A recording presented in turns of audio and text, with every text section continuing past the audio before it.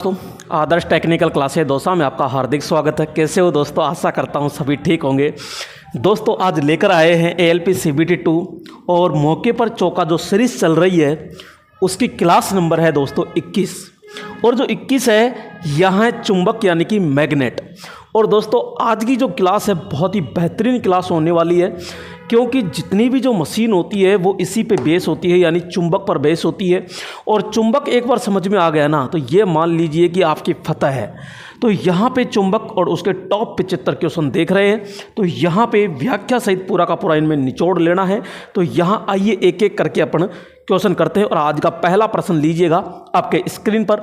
लोहा चुंबकत्व में खालिस्तान में नहीं होता है। पहला क्वेश्चन कह रहा है कि भाई लोहा चुंबकत्व में खालिस्तान में नहीं होता है, क्या नहीं होता है? तो आइए देखते हैं। यहाँ सबसे पहले अपन बात करते हैं चुंबक। क्या? चुंबक। और चुंबक के बारे में अगर ये समझे कि चुंबक क्या है, तो चुंबक कहते हैं कि वह पदार्थ जो लोहे को अपनी ओर आकर्षित करे तथा उसको धागे से बांधकर लटका दिया जाए तो उसके उत्तर और दक्षिण दिशा में उसके सिरे रुकने चाहिए, तो वो आपका क्या कहलाता है? यहाँ पे चुंबक कहलाता है। अब ऐसे ही चुंबकीय पदार्थ होते हैं। कौन होते हैं? चुंबकीय पदार्थ होते हैं। तो यहाँ पे बात करते हैं चुंबकीय पदार्थ। तो चुंबकीय पदार्थ का मतलब क्या है?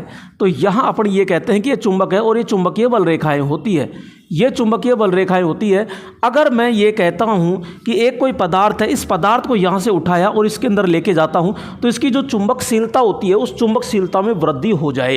क्या हो जाए? वृद्धि हो जाए। अगर वृद्धि हो जाती है तो उसे कहते हैं लोह चुंबक।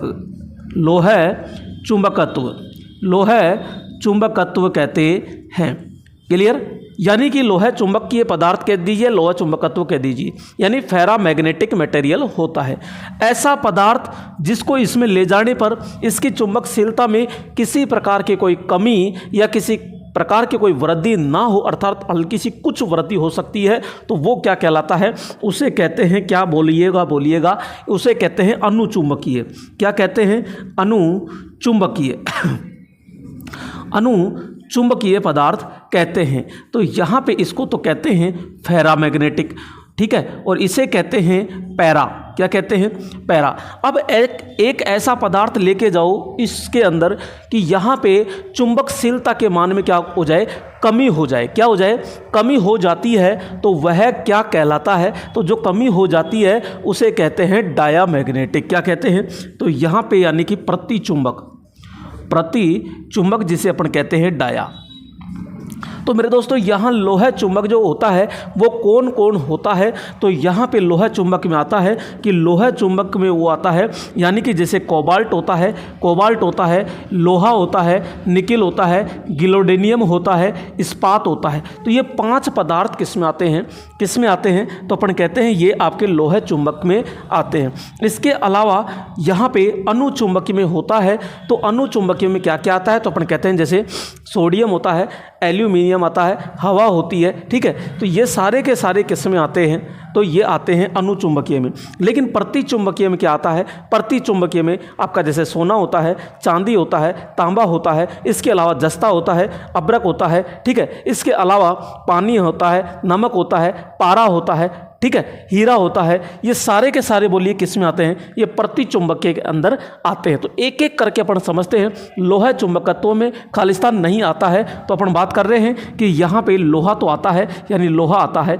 यहाँ पे निकिल भी आता है, कोबाल्ट भी आता है। यहाँ पे बात करते हैं इस्पात इसके अंदर है नहीं, और यहाँ गिलोडेनियम वो भी नहीं है। तो ये कॉपर है। तो भैया ये कॉपर तो किसके अंदर आता है? तो यहाँ प्रतिचुंबक के अंदर ये आता है। तो राइट ऑप्शन तो अपना क्या हो जाएगा? यहाँ पे ये हो जाएगा, यानी कि ये कॉपर। तो राइट ऑप्शन तो क्या हो जाएगा? यहाँ पे डी ऑप्शन होता है। आइए अगला प्रश्न देखते हैं। और अगला प्रश्न आ चुका है यहाँ पे आपके स्क्रीन पर। आइए देखते हैं दोस्तों।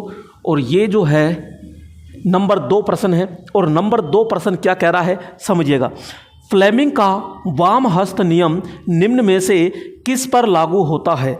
वाम हस्त नियम किस पर लागू होता है? तो यहाँ पे देखिएगा, फ्लेमिंग का वाम हस्त का मतलब होता है बायां। बायां हाथ किस पर काम करता है फ्लेमिंग का, तो अपन कहते हैं डीसी मोटर के अंदर। और यहाँ पे दाहिना हाथ किस पर काम करता है, तो अपन कहते हैं ये जनरेटर के अंदर प्रयोग किया जाता है। तो यहाँ पे लकड़ी पर रखे धारावाही चालक पर, तो लकड़ी का तो कोई संबंध ही नहीं होता है।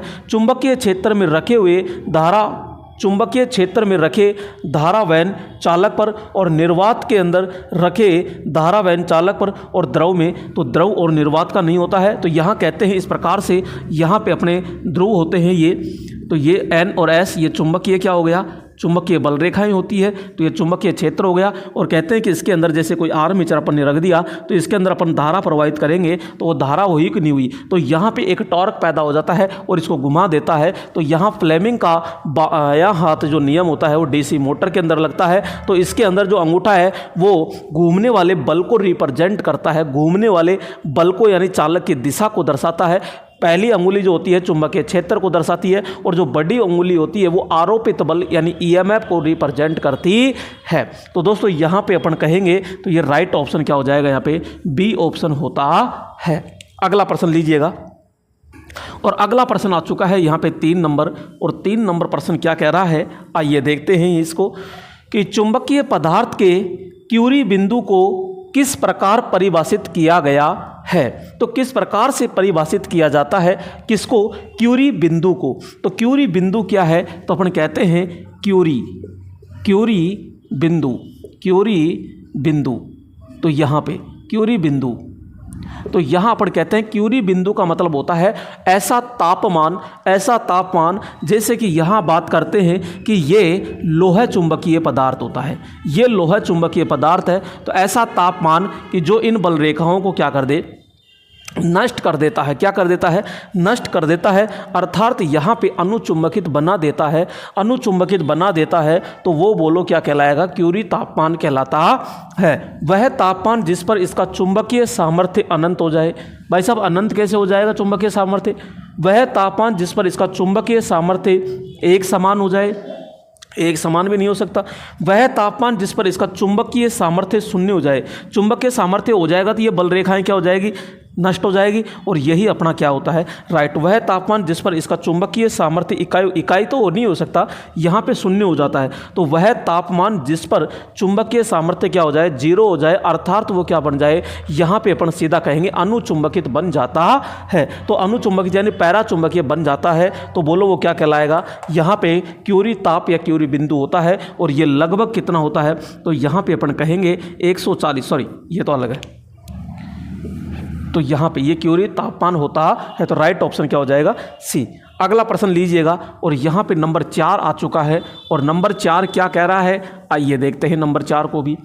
तो यहाँ पे नंबर 4 है, खालिस्तान एक गुणधर्म है जिसके द्वारा ठोस पिंड का टुकड़ा लोहे के टुकड़ों को आकर्षित करता है। लोहे के टुकड़े को आकर्षित करता है। तो यहाँ पे सीधा सा है कि खालिस्तान एक गुणधर्म है जिसके द्वारा ठोस पिंड का टुकड़ा लोहे को आकर्षित करता है। अरे भाई ये चुंबक है, तो ये चुंबक होगा तो लोहे के टुकड़े को आकर्षित करेगा कि नहीं करेगा। तो यहाँ विद्युत विभव होगा क्या, विद्युत चुंबक होगा क्या, या चुंबकत्व होगा, तो ये विद्युत प्रवाह होगा। तो अपन कहेंगे चुंबकत्व तो ऐसा गुण है जो लोहे को अपनी ओर आकर्षित करता है। तो यहाँ पे राइट ऑप्शन क्या हो जाएगा, यहाँ सी ऑप्शन होता है। अगला प्रश्न लीजिएगा, और अगला प्रश्न आ चुका है यहाँ 5 नंबर प्रश्न। और 5 नंबर प्रश्न क्या कह रहा है, तो यहाँ पे कहते हैं कि एक माध्यम में रखे गए 2 चुंबकीय द्रोहों के बीच में बल होता है। भैया यहाँ पे साफ कह रहा है कोई माध्यम है और माध्यम में क्या रखा है, 2 चुंबकीय ध्रुव होते हैं। तो यहाँ पे अपन बात करते हैं जैसे कि ये N होता है और यहाँ पे बात करते हैं कि ये S होता है। तो इनके मध्य में एक आकर्षण बल लगेगा। एक क्या लगेगा, तो यहाँ बात करते हैं भैया एक ये आकर्षण बल लगता है। ये आकर्षण जो फोर्स लगता है, ये जो फोर्स है इन दोनों के गुणनफल के तो क्या होता है, तो इन दोनों के गुणनफल के तो क्या होता है, समानुपाती होता है। अर्थात ये पोल होते हैं। मैंने कहा कि ये P1 है और मैंने कहा कि ये P2 है। तो भैया P1 और P2 दोनों के गुणनफल के तो ये समानुपाती होता है, लेकिन दोनों के मध्य की जो दूरी होती है यहाँ से यहाँ तक इनके बीच की जो दूरी होती है ना, इस दूरी के वर्ग के क्या होता है, ये विलोम अनुपाती होता है। अर्थात दूरी जितनी कम होगी आकर्षण बल उतना ही ज़्यादा होगा, और दूरी अगर कम होती है तो वहाँ पे आकर्षण बल होता है वो क्या हो जाता है, दूरी ज़्यादा होती है तो आकर्षण बल कम हो जाता है। तो यहाँ पे आप देख लीजिए उनके बीच की दूरी के व्यतकर्मानुपाती है, दूरी के वर्ग के, जबकि यहाँ दूरी के हो गया। नेक्स्ट पहला गलत हो गया ना, क्योंकि अपन को तो दूरी के वर्ग के चाहिए, ठीक है। उनके ध्रुव यानी प्राबल्यों के समानुपाती, ठीक है। उनके बीच की दूरी के समानुपाती, दूरी के कहाँ है समानुपाती, उनके ध्रुव प्राबल्यों के व्यतकर्मानुपाती, यह नहीं है। और यहाँ उनके ध्रुव प्राबल्यों का मतलब होता है यहाँ गुणनफल, तो उनके ध्रुव के गुणनफल के समानुपाती, तो यही तो कह रहे हैं कि इन दोनों की ये क्या है, समानुपाती होता है। तो राइट ऑप्शन क्या हो जाएगा यहाँ पे, बी ऑप्शन होता है। अगला प्रश्न है यहाँ पे 6 नंबर, आइए देखते हैं यहाँ पे। तो ये देखिएगा, आपेक्षिक पारगम्यता मापने के लिए संदर्भ माध्यम के रूप में खालिस्तान का चयन किया जाता है।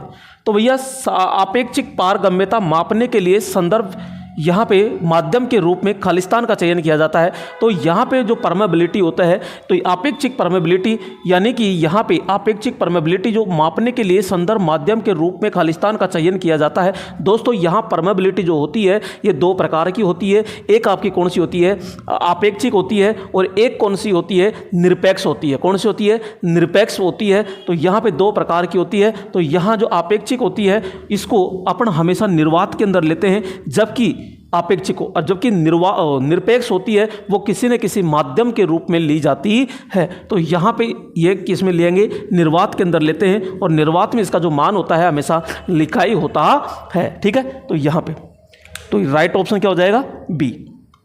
अगला प्रश्न आता है यहाँ, और अगला प्रश्न क्या कह रहा है कि जिस तापमान पर लोह चुंबकीय पदार्थ अपनी स्थिति को परिवर्तित कर अनुचुंबकीय पदार्थ में परिवर्तित हो जाता है, तो वह तापमान क्या कहलाता है।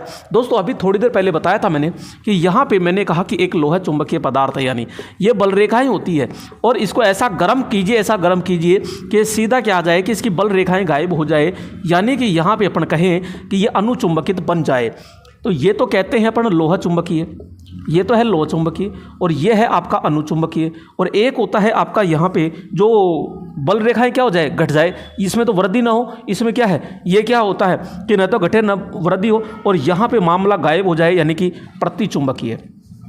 तो अपन यह क्या कह रहे हैं कि जिस तापमान पर लोह चुंबकीय पदार्थ अपनी स्थिति को परिवर्तित करके अनुचुंबकित कर देता है, यानी कि कोई भी पदार्थ को लेके जाओ तो उसके कोई असर ही नहीं पड़े। अरे तो ऐसा चुंबक भी किस काम का जो असर ही नहीं पड़े, तो यहाँ पे अपन कहते हैं प्रतिचुंबक। तो यहाँ पे ये प्रतिचुंबक तो क्या करता है कि बल रेखाएं घटा लेता है, यानी जितनी भी है वो गायब कर देता है। तो यहाँ पे अपन कहते हैं परिवर्तित कर देता है, तो वह तापमान क्या कहलाएगा, लोह चुंबक से किस में आ रहा है, तो यहाँ अणु में आ रहा है, तो उसे कहते हैं क्यूरी तापमान। क्या कहते हैं, क्यूरी तापमान कहते हैं। तो क्यूरी तापमान कहाँ होता है, तो अपन कहते हैं तो क्यूरी ताप यहाँ। और क्यूरी ताप से अगर ऊपर जाते हैं, क्यूरी ताप से ऊपर जाते हैं तो वो आपका ये होता है, और क्यूरी ताप से नीचे जाते हैं तो भैया आपका लोह चुंबकीय पदार्थ होता है। ये क्यूरी ताप से नीचे, ध्यान रखना नीचे, और ये है ऊपर। तो यानी कि सपोज कीजिए अगर ये 200 है तो ये अपन मान के चलेंगे 300, और ये आपका 100 होता है, ठीक है। इस प्रकार से आप कह सकते हो। तो यहाँ पे क्यूरी ताप राइट ऑप्शन हो जाएगा, तो ए ऑप्शन आपका होता है। अगला क्वेश्चन लीजिएगा 8 नंबर, और 8 नंबर क्या कह रहा है, आइए देखते हैं यहाँ पे 8 नंबर प्रश्न। तो 8 नंबर प्रश्न देखिएगा, लोहा कोबाल्ट निकिल गिलोडिनियम क्या होता है, यहाँ पे पहला ही प्रश्न था और पहले ही प्रश्न मैंने समझाया था कि लोहा है, कोबाल्ट है, निकिल है, गिलोडिनियम है, एक आपका इस्पात होता है, ये सारे के सारे आपके चुंबकीय पदार्थ लोहे चुंबकीय पदार्थ कहलाते हैं, यानी कि फेरामैग्नेटिक मटेरियल कहलाते हैं। तो यहाँ पे कठोर लोहे चुंबकीय पदार्थ होता है, विद्युत स्थितिक होता है, अनुचुंबकीय पदार्थ होता है और मृदु लोहे चुंबकीय पदार्थ होता है। दोस्तों यहाँ पे अगर मैं प्रकार की बात करता हूँ, तो यहाँ पे ये दो प्रकार से डिवाइड होते हैं। यहाँ पे एक होता है प्राकृतिक, क्या होता है, प्राकृतिक चुंबक होता है, तो इसमें चुंबकत्व कम पाया जाता है। और एक होता है कृत्रिम, क्या होता है, कृत्रिम चुंबक होता है, इसमें भरपूर मात्रा में क्या पाया जाता है, चुंबकत्व पाया जाता है। ये जो होता है ये दो प्रकार से होता है, एक होता है स्थायी, क्या होता है, स्थायी होता है, और एक होता है आपका अस्थायी, क्या होता है, अस्थायी चुंबकीय होता है। यहाँ पे स्थायी जो चुंबक होता है इसके लिए अपन कहते हैं कि ये आपका स्थायी चुंबक होता है, तो ये एल्निको किसका बना होता है, एल्निको का बना होता है। और एक होता है यहाँ पे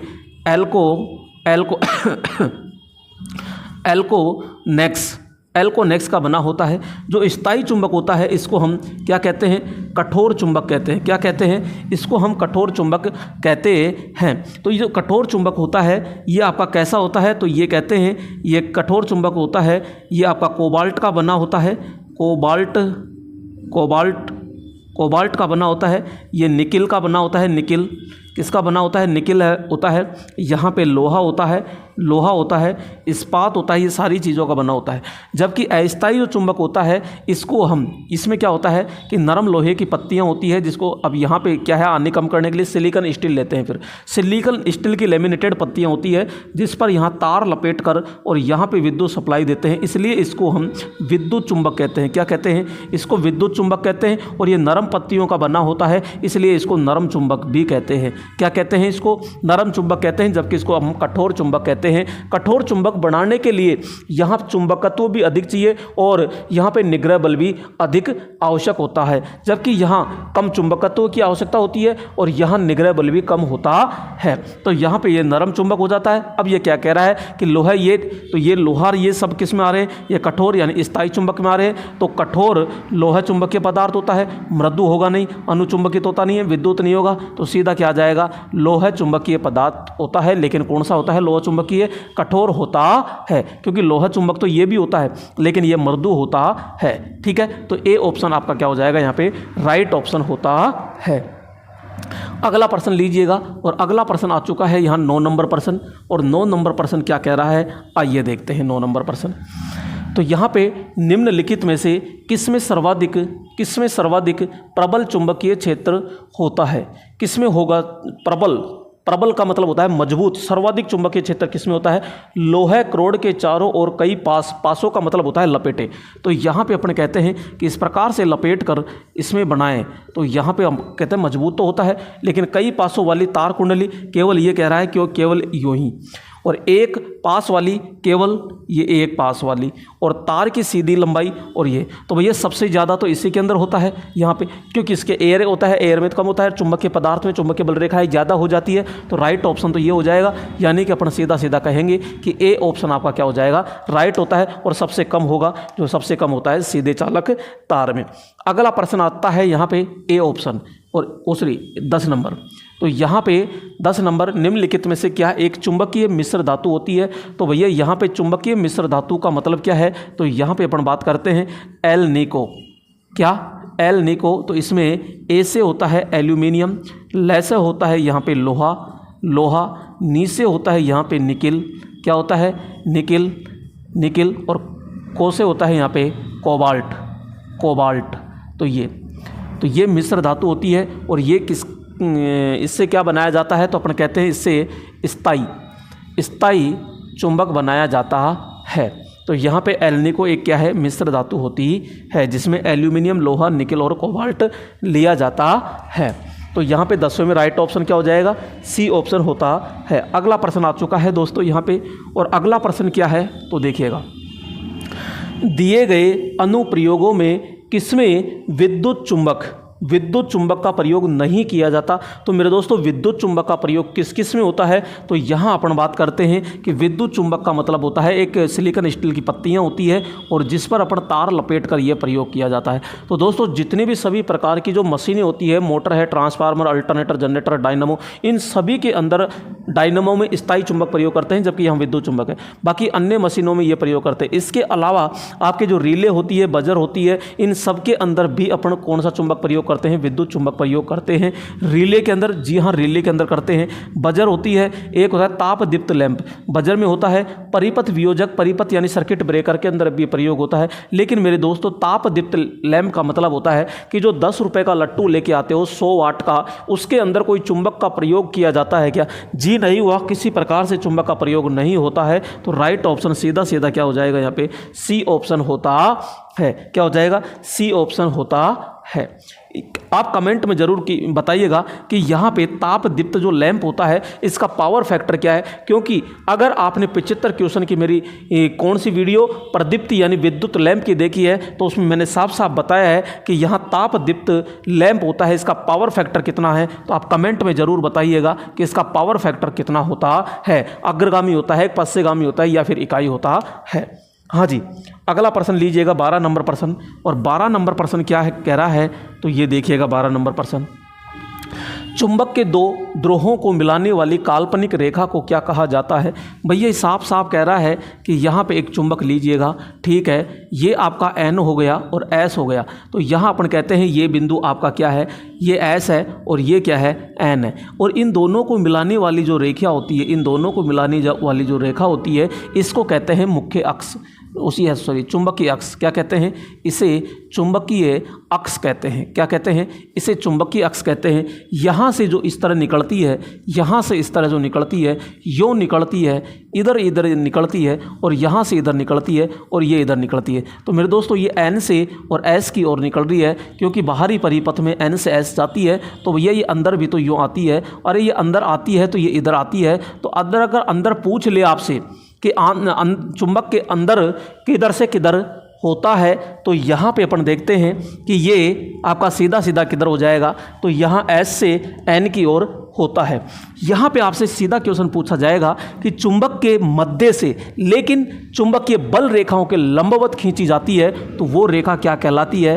तो यहाँ पे वो रेखा कहलाती है कि कौन सी? तो यहाँ MNA क्या कहलाती है? MNA यानी मैग्नेटिक न्यूट्रल एक्सिस, यानी कि चुंबकीय उदासीन अक्ष होती है। तो यहाँ पे सीधा सा अपन ने देखा ये पूरी की पूरी लंबवत होती है। अब आपसे क्वेश्चन ये पूछा जाता है कि ये जो बल रेखाएं होती है ये समांतर में होती है या फिर लंबवत होती है? तो अपन कहते हैं ये समांतर में होती है। यहाँ पे तो ये दोनों को आपस में कभी एक दूसरे को काटती है? जी नहीं, ये कभी भी एक दूसरे को नहीं काटती है, क्योंकि इनमें प्रतिकर्षण का गुण पाया जाता है, प्रतिकर्षण बल पाया जाता है। इस कारण ये कभी भी एक दूसरे को नहीं काटती है। तो यहाँ से ये बल रेखाएं निकलती है, तो यहाँ से ये कुल बल जो रेखाएं होती है, इस कुल बल रेखाओं को अपन क्या कहते हैं? तो यहाँ चुंबकीय फ्लक्स कहते हैं। क्या कहते हैं? चुंबकीय फ्लक्स कहते हैं। अगर ये इकाई क्षेत्र में से निकलती है, तो इकाई क्षेत्र में से निकलने वाला फ्लक्स या चुंबकीय बल रेखाओं की जो संख्या होती है, उसे हम क्या कहते हैं? चुंबकीय फ्लक्स। चुंबकीय फ्लक्स घनत्व कहते हैं, जिसका मात्रक क्या होता है? तो मात्रक होता है वेबर प्रति मीटर स्क्वायर, जबकि चुंबकीय फ्लक्स का मात्रक क्या होता है? ओनली फॉर वेबर होता है। यहाँ से ये जो पूरा जहाँ तक प्रभाव होता है, इस पूरे प्रभाव को हम क्या कहते हैं? इसको चुंबकीय क्षेत्र कहते हैं। क्या कहते हैं? चुंबकीय क्षेत्र के नाम से जाना जाता है। तो ये चुंबकीय क्षेत्र होता है, ये चुंबकीय अक्ष होती है, ये चुंबकीय यानी ये उदासीन अक्ष होता है। सबसे ज़्यादा जो चुंबकत्व पाया जाता है वो ध्रुवों पर पाया जाता है। तो यहाँ अपन कहेंगे दोनों ध्रुवों पर जो ध्रुवताएं होती है वो बिल्कुल बराबर सामर्थ्य होती है, जबकि केंद्र पर जो होती है बिल्कुल नगण्य पाई जाती है। अब आपका प्रश्न क्या कह रहा है कि चुंबक के दो ध्रुवों को मिलाने वाली तो भैया चुंबकीय अक्ष कहलाती है। तो काल्पनिक रेखा है, ठीक है, तो चुंबकीय अक्ष, तो ये अभिलंब रेखा हो गई। चुंबकीय उदासीन, तो चुंबकीय उदासीन तो ये है, तो मिला ही नहीं रही। अभिवाह का मतलब होता है चुंबकीय फ्लक्स, और चुंबकीय अक्ष, तो राइट ऑप्शन क्या हो जाएगा? यहाँ डी ऑप्शन सीधा सीधा होता है। अगला प्रश्न लीजिएगा, और यहाँ पे अगला प्रश्न आ चुका है। तो यहाँ 13 नंबर प्रश्न है और 13 नंबर प्रश्न है वो क्या कह रहा है, तो आइए देखते हैं यहाँ पे कि एक स्थायी चुंबक में यह होना चाहिए। तो एक स्थायी चुंबक में यह होना चाहिए, क्या होना चाहिए, तो भैया यहाँ पे अपन बात करते हैं कि एक स्थायी चुंबक है। अगर स्थायी चुंबक है तो इसके अंदर जो चुंबकत्व होता है वो भी उच्च होता है और इसके अंदर यहाँ पे धारणशीलता होती है वो भी उच्च होती है। इसके अंदर जो निग्रह बल होता है वो भी उच्च होता है। तो यहाँ पे अपन बात करते हैं उच्च कोरेसिविटी होता है, निम्न कोरेसिविटी होती है, शून्य कोरेसिविटी है, और यहाँ पे जो निग्रह बल होता है उसे कोरेसिविटी कहते हैं। तो उच्च कोरेसिविटी होता है। ये निग्रह बल क्या होता है, तो अपन जैसे कहते हैं कोई भी, जैसे सपोज कीजिए ये मैंने कहा कि ये विद्युत चुंबक है, ठीक है, ये विद्युत चुंबक है, इसको मैंने सप्लाई दी तो ये 100% क्या बन गया, चुंबक बन गया। जैसे मैंने सप्लाई हटाई तो ये 100% चुंबकत्व नष्ट नहीं होता है, इसके अंदर कुछ 2 से 5% रह जाता है, जिसे अवशिष्ट चुंबकत्व रेजिडुअल मैग्नेटिज्म कहा जाता है। तो उस अवशिष्ट चुंबकत्व को नष्ट करने के लिए एक और बल लगाया जाता है, और जो बल लगाया जाता है उसी को बोलो अपन क्या कहते हैं, निग्रह बल कहते हैं। तो आइए यहाँ पे निग्रह बल कहते हैं तो उच्च कोरेसिविटी होता है किसमें, तो स्थायी चुंबक में, जबकि अस्थायी के अंदर बिल्कुल निम्न पाया जाता है। तो अगला प्रश्न क्या है, और अगला प्रश्न है यहाँ पे कि एक विद्युत चुंबक को खालिस्तान से बनाया जा सकता है। तो भैया विद्युत चुंबक को खालिस्तान से क्या बनाया जा सकता है, तो अपन कहते हैं कि एक एकल स्पर्श विधि द्वारा, डबल स्पर्श विधि द्वारा, विभाजित स्पर्श विधि द्वारा और परिनलिका से विद्युत धारा प्रवाहित करेगा। तो भैया परिनलिका का मतलब तो यह है, और विद्युत धारा प्रवाहित करके, बिल्कुल विद्युत धारा प्रवाहित करेंगे तो चुंबकीय क्षेत्र बनेगा। तो यहाँ पे एक विद्युत चुंबक बनेगा। तो राइट ऑप्शन तो आपका क्या हो जाएगा, यहाँ पे डी ऑप्शन होता है। अगला प्रश्न लीजिएगा, और अगला प्रश्न आ चुका है यहाँ पे कि बी एच वक्र में एच का क्या अर्थ होता है। तो देखिएगा दोस्तों, यहाँ पे अपन बात करते हैं इस प्रकार से होता है। तो यहाँ पे ये एक होता है बी और एक होता है यहाँ पे एच, ठीक है, ये 2 पॉइंट होते हैं, ये पॉजिटिव, ये नेगेटिव। यहाँ पे ये 0 पॉइंट होता है। तो यहाँ पे बी का अर्थ होता है चुंबकीय फ्लक्स घनत्व। एच का मतलब होता है यहाँ पे चुंबकन बल होता है। चुंबकन बल ऑप्शन में नहीं है, तो चुंबकन तीव्रता लेते हैं, यानी चुंबकीय क्षेत्र तीव्रता लेते हैं। अब यहाँ पे जो बी होता है ना, ये बी में एच से पिछड़ने का गुण पाया जाता है, यानी कि जैसे दोनों को बढ़ाया जाता है तो यहाँ पे एक पॉइंट ऐसा आता है कि आगे ये एच तो बढ़ना चाहता है लेकिन बी ऊपर की तरफ नहीं बढ़ता है। तो उस पॉइंट को क्या कहते हैं अपन, यहाँ सैचुरेशन कहते हैं। क्या कहते हैं, सैचुरेशन कहते हैं। फिर वापस अगर आते हैं तो वापस जैसे ही आते हैं तो यहाँ एच तो अपने पॉइंट पे आ जाता है, लेकिन ऊपर से नीचे ये नहीं आता है। क्यों, क्योंकि जैसे ही अपन ने विद्युत दी थी तो विद्युत के कारण 100% चुंबक बन गया, लेकिन जैसे ही विद्युत को आपने हटाई तो वहाँ अवशिष्ट चुंबकत्व हो गया। तो यहाँ पे ये जो पाया जाता है ये क्या है, तो अपन कहेंगे ये अवशिष्ट चुंबकत्व होता है। ये क्या होता है, अवशिष्ट चुंबकत्व पाया जाता है। तो फिर इसको नष्ट करने के लिए एक निग्रह बल होता है। तो यहाँ पे ये जो होता है ये कौन सा बल होता है, तो ये निग्रह बल होता है, यानी कोरेसिव फोर्स होता है। तो यहाँ पे, और फिर जब इसको आगे बढ़ाया जाता है तो इधर भी वही पोजीशन आती है। तो ये पोजीशन इस प्रकार से चलती रहती है और ये बी एच वक्र कहलाता है। तो बी और एच यानी कि चुंबकन बल और चुंबकीय फ्लक्स घनत्व के मध्य में जो पाया जाता है, के मध्य जो वक्र बनाया जाता है उसे बी एच वक्र अपन कहते हैं। यहाँ पे बी के अंदर चुंबकीय फ्लक्स घनत्व के अंदर यह चुंबकन बल से पिछड़ने का क्या रहता है, हमेशा गुण पाया जाता है। तो बी एच एच एच का अर्थ क्या है यहाँ पे, तो अपन चुंबकीय फ्लक्स नहीं होगा, चुंबकीय क्षेत्र तीव्रता, विमुक्ता, घनत्व। तो चुंबकीय फ्लक्स घनत्व तो क्या कहलाता है, ये तो बी कहलाता है, और ये होता है आपका एच। तो राइट ऑप्शन क्या हो जाएगा यहाँ, सी होता है। ठीक है, अगला प्रश्न लीजिएगा, और अगला प्रश्न है 16 नंबर।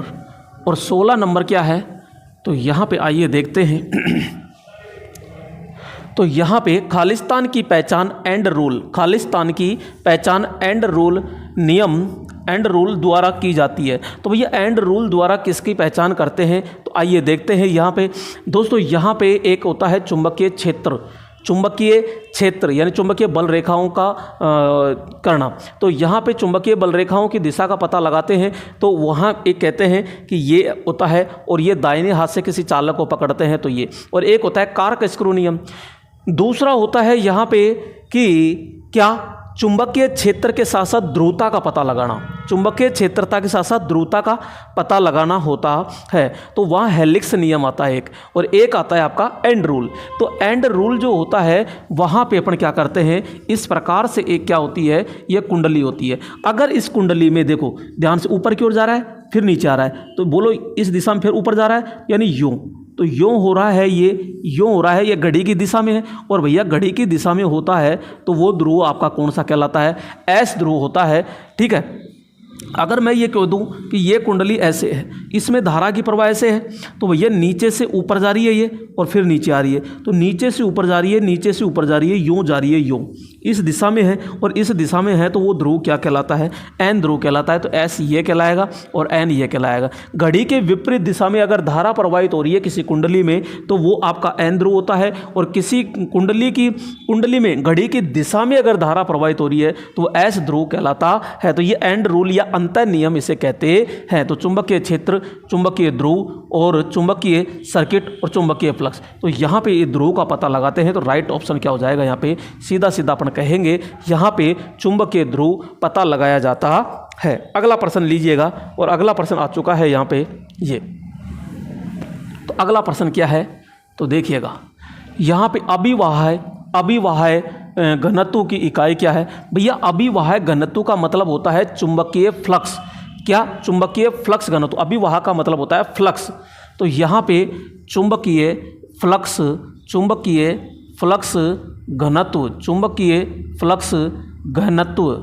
फ्लक्स घनत्व होता है। और ये जो होता है ये क्या होता है, चुंबकीय फ्लक्स घनत्व। तो सीधा सीधा अपन ये समझते हैं कि अभी मैंने समझाया यहाँ पे, तो यहाँ से बल रेखाएं निकलती है, तो इकाई क्षेत्र से निकलने वाली कुल बल रेखाएं चुंबकीय फ्लक्स घनत्व कहलाता है। इसका जो प्रतीक होता है वो क्या होता है, बी होता है। इसका जो मात्रक होता है वो वेबर प्रति मीटर स्क्वायर होता है, वेबर प्रति मीटर स्क्वायर होता है। तो ये ध्यान में रखिएगा। तो यहाँ पे वेबर प्रति मीटर स्क्वायर या फिर ऐसा ही होता है ये, और ऐसा ही एक और मात्रक होता है जो क्या होता है, टेस्ला। क्या होता है, टेस्ला। तो राइट ऑप्शन क्या हो जाएगा, यहाँ पे टेस्ला होता है, क्योंकि यहाँ वेबर प्रति मीटर स्क्वायर दिया नहीं है, तो क्या हो जाएगा, सीधा टेस्ला। आपसे पूछे कि हेनरी क्या है, तो हेनरी एक प्रेरकत्व का मात्रक होता है।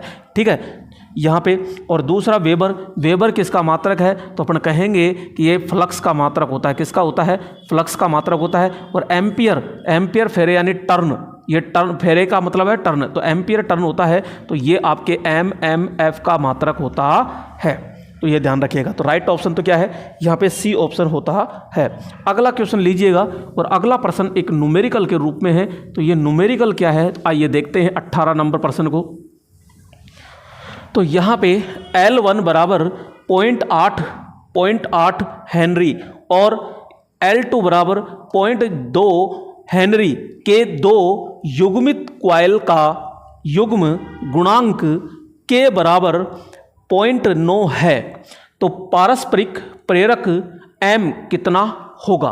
तो यहाँ पे अपन कहते हैं कि भैया आपसे क्या पूछ रहा है, पारस्परिक गुणांक प्रेरक पूछ रहा है। तो यहाँ पे m बराबर होता है, m बराबर के अंडर रूट में होता है L1 इंटू L2। ये अब आपसे पूछ क्या रहा है, m ही तो पूछ रहा है। तो यहाँ k का मान भी दे रखा है, k का मान कितना दे रखा है, तो 0.9 दे रखा है, इंटू यहाँ पे सीधा करेंगे अपन L1 कितना है, 0.8 है, इंटू L2 कितना है, 0.2 है। तो भैया यहाँ पे 8 दूनी 16 होता है। तो 16 यानी दो संख्या छोड़ के अपन पॉइंट लगाएंगे, यहाँ पे कोई दिक्कत नहीं है। और यहाँ पे तो कितना हो गया, 4 हो गया, तो 4 हो गया तो 0.4 हो गया।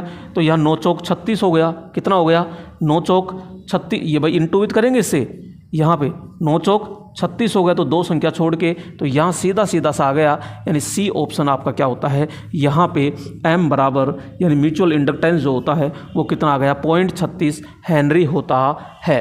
तो यहाँ पे k क्या है, तो k एक कपलिंग गुणांक होता है। ठीक है, अगला प्रश्न लीजिएगा, और 19 नंबर है अगला प्रश्न। और 19 नंबर क्या कह रहा है, तो आइए देखते हैं यहाँ पे। तो चुंबकीय परिपथ के ओम के नियम के अनुसार। तो भैया चुंबकीय परिपथ में ओम नियम, पहले तो ओम नियम को देख लीजिए आप।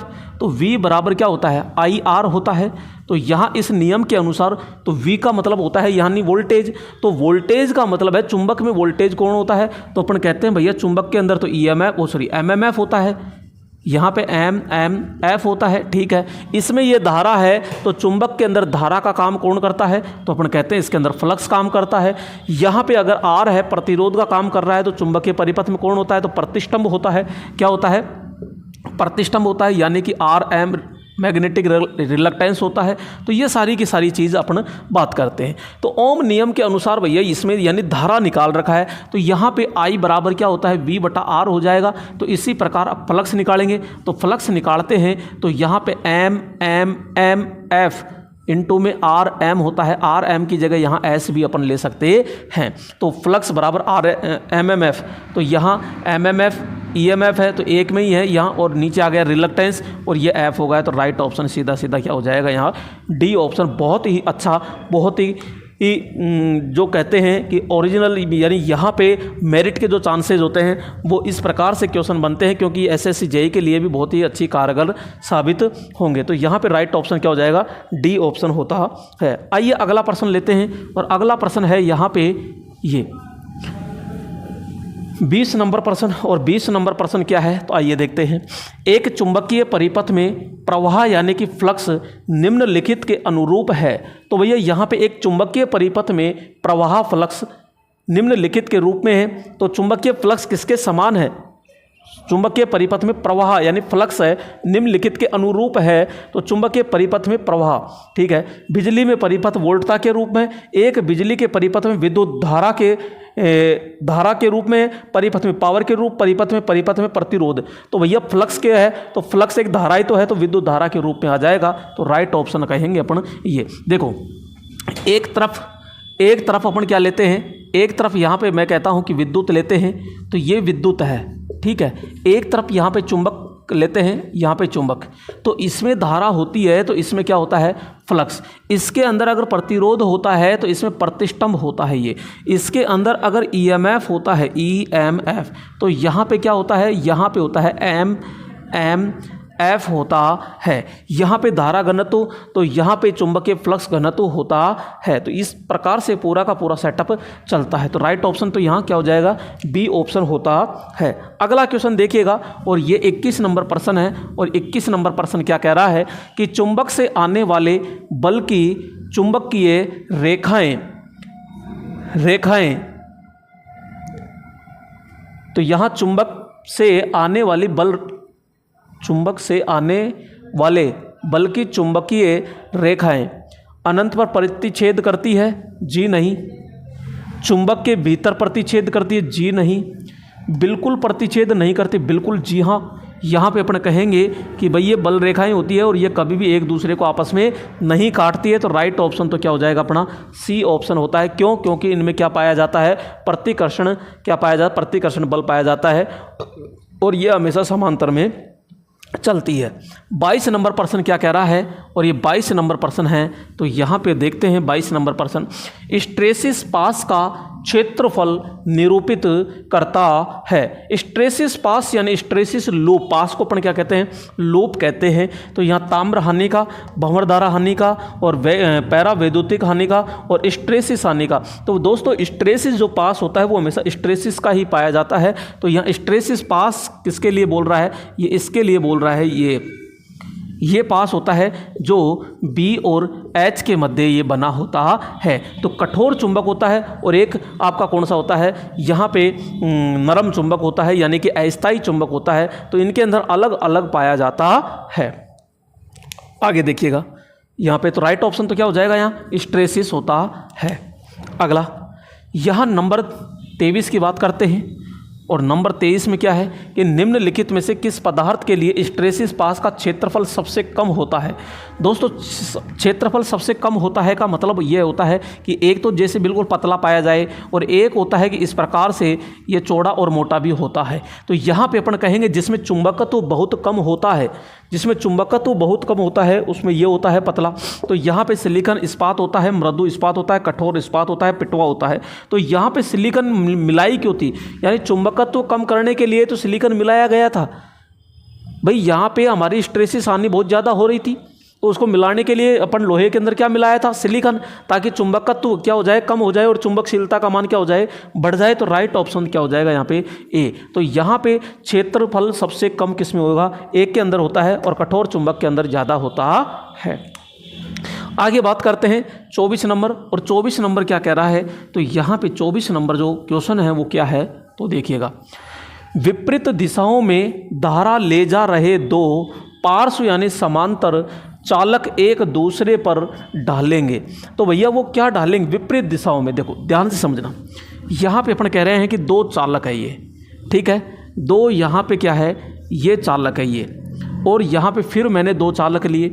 अगर ये समान दिशा के अंदर धारा ले जा रहे हैं, समान दिशा में क्या ले जा रहे हैं, धारा ले जा रहे हैं, तो इनके मध्य में मेरे दोस्तों आकर्षण बल पाया जाता है। क्या पाया जाता है, तो यहाँ पे आकर्षण बल पाया जाता है। जबकि यहाँ अगर ये इस तरह विपरीत दिशा में अगर धारा ले जा रहे हैं तो यहाँ पे ये प्रतिकर्षण बल पाया जाता है। तो ये ध्यान रखिएगा, यहाँ पे इस तरह प्रतिकर्षण बल पाया जाएगा, जबकि यहाँ आपस में क्या होगा, आकर्षण बल पाया जाता है। तो ये समांतर है, और समांतर में भी आपसे क्या कह रहा है कि विपरीत दिशा में। तो भैया विपरीत दिशा का मतलब तो ये हो गया, और विपरीत दिशा का मतलब प्रतिकर्षण, आकर्षण होगा नहीं तो प्रतिकर्षण पाया जाएगा। तो राइट ऑप्शन क्या हो जाएगा यहाँ पे, बी ऑप्शन होता है। अगला प्रश्न है यहाँ पे, और ये 25 नंबर प्रश्न है, और 25 नंबर है तो क्या है, तो देखिएगा, निम्न में से किसका उपयोग स्थायी मैग्नेट बनाने में किया जाता है। तो भैया स्थायी मैग्नेट बनाने में होता है तो वो कौन सा है, स्थायी चुंबक बनाने में किया जाता है। स्थायी चुंबक बनाने में अपन कौन सा प्रयोग करते हैं, तो अपन कहते हैं लोहे का प्रयोग करते हैं, कोबाल्ट का प्रयोग करते हैं, निकल का प्रयोग करते हैं, इस्पात का प्रयोग करते हैं, यहाँ पे कुछ मात्रा में टंगस्टन का भी हम प्रयोग करते हैं। तो यहाँ पे भैया सीधा सीधा है कोबाल्ट का दिया गया है, तो यहाँ पे कोबाल्ट का हम प्रयोग करते हैं। ठीक है, अगला प्रश्न लीजिएगा, ये 26 नंबर प्रश्न है, और 26 नंबर प्रश्न क्या कह रहा है कि 1.2 हेनरी के प्रेरण वाले प्रेरक में से गुजरने वाली धारा का मान 4 एम्पियर है, उसमें संग्रहित ऊर्जा का मान यानी एकत्रित ऊर्जा का मान ज्ञात कीजिए। तो भैया यहाँ पे आपसे क्वेश्चन पूछ रहा है एकत्रित ऊर्जा। तो एकत्रित ऊर्जा होती है तो 1/2 Li का क्या होता है, स्क्वायर होता है। तो यहाँ पे बात करते हैं 1/2 इंटू L कितना है, तो 0.2 है, इंटू I का मान कितना है 4, तो 4 इंटू 4 होता है। यहाँ पे भैया पॉइंट तो नीचे कहेंगे, नीचे 0 लग जाएगी, 2 से 2 गया, तो यहाँ 4 चौक 16 होता है, और 16 में 10 का भाग देंगे तो 1.6 क्या आएगा, तो यहाँ पे जूल आता है। तो राइट ऑप्शन सीधा सीधा क्या हो जाएगा, सी ऑप्शन होता है। तो ये चीज़ ध्यान रखिएगा, ठीक है, समझ में आया होगा आपको। ठीक है, अगला प्रश्न लीजिएगा, और 27 नंबर प्रश्न आ चुका है, और 27 नंबर प्रश्न क्या कह रहा है, आइए देखते हैं। 27 नंबर, चुंबकीय रिकॉर्डिंग टैप सामान्यतः किसमें बनी होती है, यानी कि जो चुंबकीय रिकॉर्डिंग टैप की बात करता है, यानी कि जो जहाँ पे उच्च फ्रीक्वेंसी पाई जाती है, तो उच्च फ्रीक्वेंसी के लिए जो अपन चौक प्रयोग करते हैं, लोहा करोड़ युक्त तो नहीं होता है, ये तो निम्न फ्रीक्वेंसी के लिए होता है, वहाँ पे फेराइट कोर अपन प्रयोग करते हैं। तो लोहे के छोटे कणों से होता है, सिलिकॉन आयरन से होता है, फेरिक ऑक्साइड से होता है, और इनमें से कोई नहीं। तो चुंबकीय टैप रिकॉर्डर के अंदर सामान्यतः जो होती है वो यानी फेराइड ऑक्साइड के रूप में पाई जाती है। तो राइट ऑप्शन क्या हो जाएगा यहाँ पे, सी ऑप्शन होता है। अगला प्रश्न देखिएगा, और अगला प्रश्न क्या है, तो अगला प्रश्न है, यदि निर्वाहक को दाहिने यानी कि एक चालक को किससे पकड़ो, दाहिने हाथ से पकड़िएगा, दाहिने हाथ में रखा जाता है, तो अंगूठा करंट के प्रवाह की दिशा को दर्शाता है, और उंगलियां चुंबकीय फ्लक्स की दिशा को दर्शाती है। तो ये क्या है मेरे दोस्तों, यहाँ पे 2 नियम होते हैं। यहाँ पे एक होता है आपका दाहिने हाथ का नियम, ठीक है, दाहिने हाथ पकड़ने का नियम, और एक होता है कॉर्क स्क्रू नियम होता है। तो यहाँ पे ये कह रहा है कि कॉर्क स्क्रू नियम इस प्रकार से होता है। तो ये अगर इसको पेच की सहायता से यूँ घुमाया जाए तो ये नीचे बढ़ेगा, और नीचे बढ़ेगा तो ये धारा की दिशा होगी, और ये इस तरह घूमेगा तो वो क्या होता है, तो यहाँ अपन कहते हैं चुंबकीय क्षेत्र होता है। या किसी चालक तार को यूँ पकड़ लेते हैं तो ये अंगूठा है, इसमें ऊपर जाने वाली धारा की दिशा को, और इस तार के चारों ओर चुंबकीय क्षेत्र होगा, तो चुंबकीय क्षेत्र होगा तो ये हमारी उंगलियां हैं, ये चुंबकीय क्षेत्र को दर्शाती है। ठीक है, तो फ्लेमिंग का दायां हस्त नियम होता है, एक कार्क स्क्रू नियम होता है, फैराडे का नियम होता है, और फ्लेमिंग का दायां हस्त नियम होता है। तो इस नियम से और एक दाहिने हाथ नियम से अपन क्या ज्ञात करते हैं, तो चुंबकीय क्षेत्र की दिशा ज्ञात की जाती है। तो ये किसके लिए बता रहा है, चुंबकीय क्षेत्र, तो ये फ्लेमिंग का दाहिना हस्त नियम होता है। अगला प्रश्न लीजिएगा, और अगला प्रश्न आ चुका है यहाँ पे 29 नंबर, और 29 नंबर प्रश्न क्या है, तो चुंबकीय परिपथ में फ्लक्स को स्थापित करने के गुण को क्या कहते हैं। भैया यहाँ चुंबकीय परिपथ में फ्लक्स को स्थापित कर रहा है, यानी फ्लक्स में सहायता प्रदान करना चाहता है।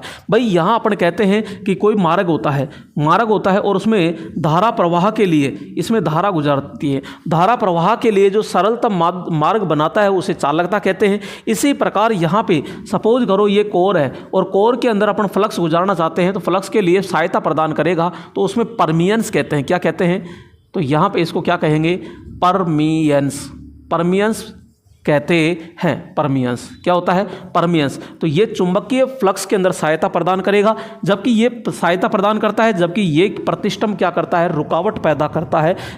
तो ये RM होता है, रिलक्टेंस होता है। ठीक है, एक होता है परमेबिलिटी और एक क्षेत्र सामर्थ्य होता है। तो राइट ऑप्शन आपका क्या हो जाएगा यहाँ पे, बी होता है।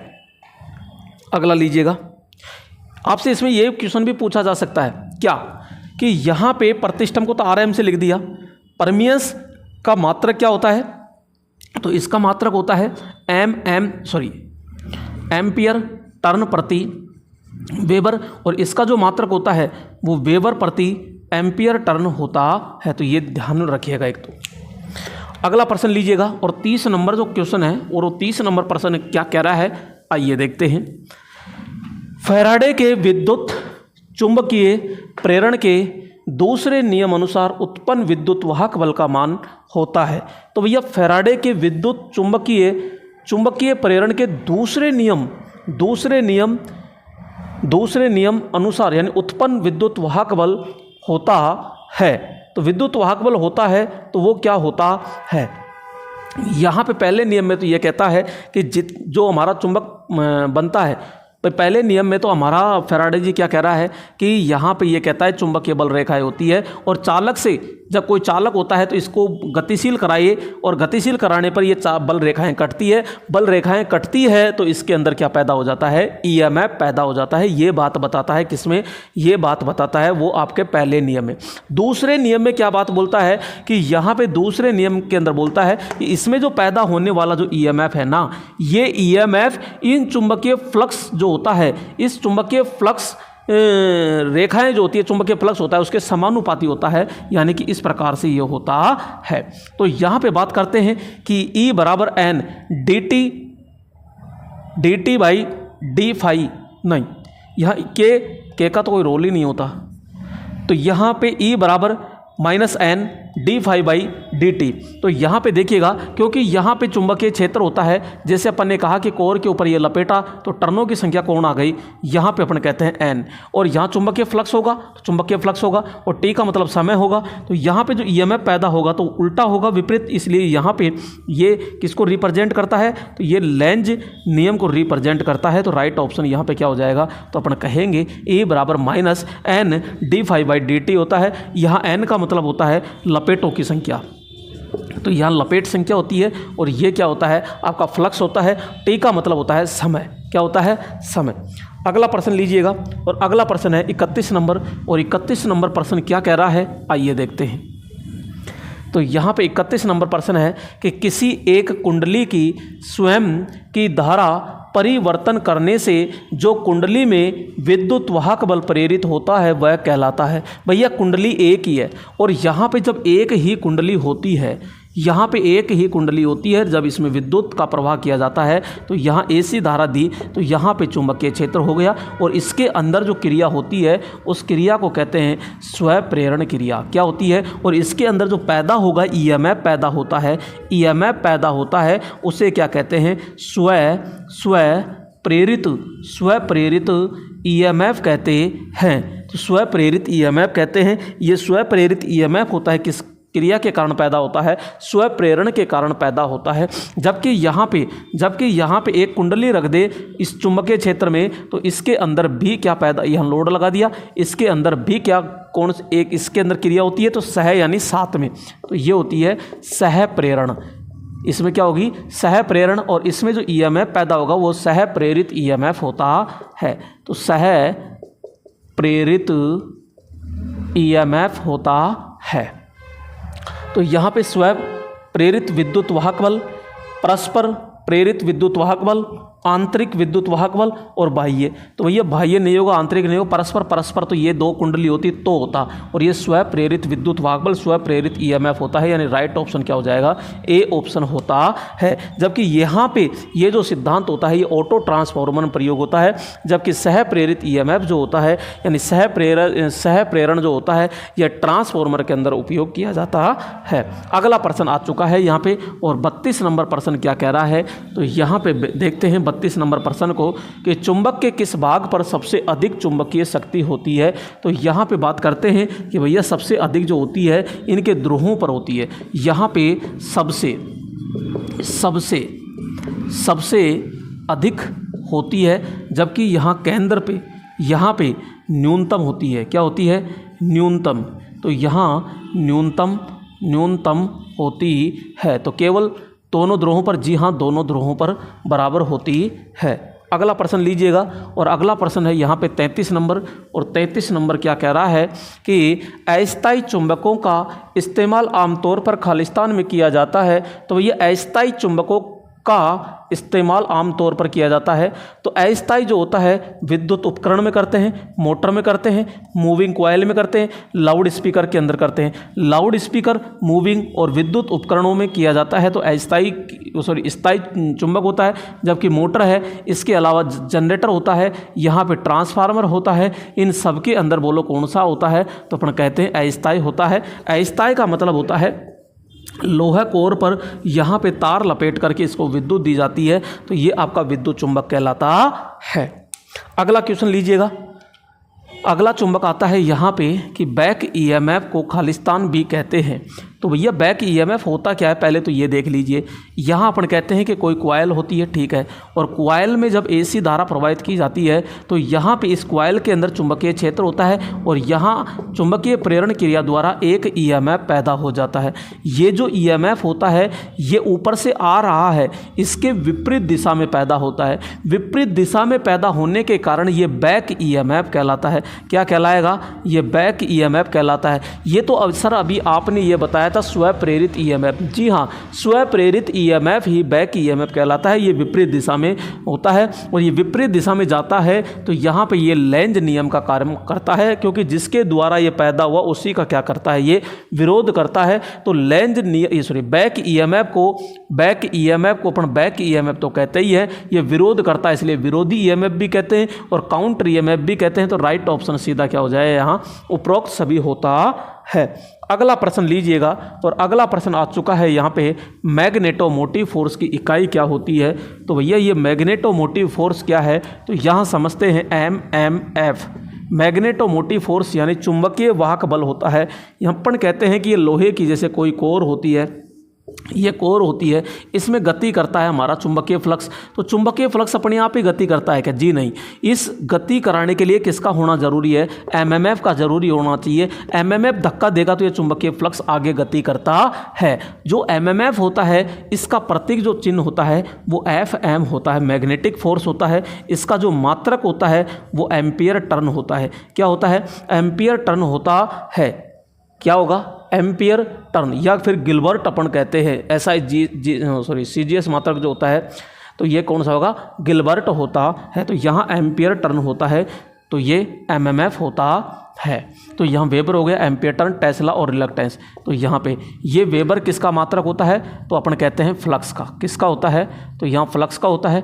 टेस्ला किसका होता है? तो अपन कहते हैं चुंबकीय फ्लक्स घनत्व, चुंबकीय फ्लक्स घनत्व।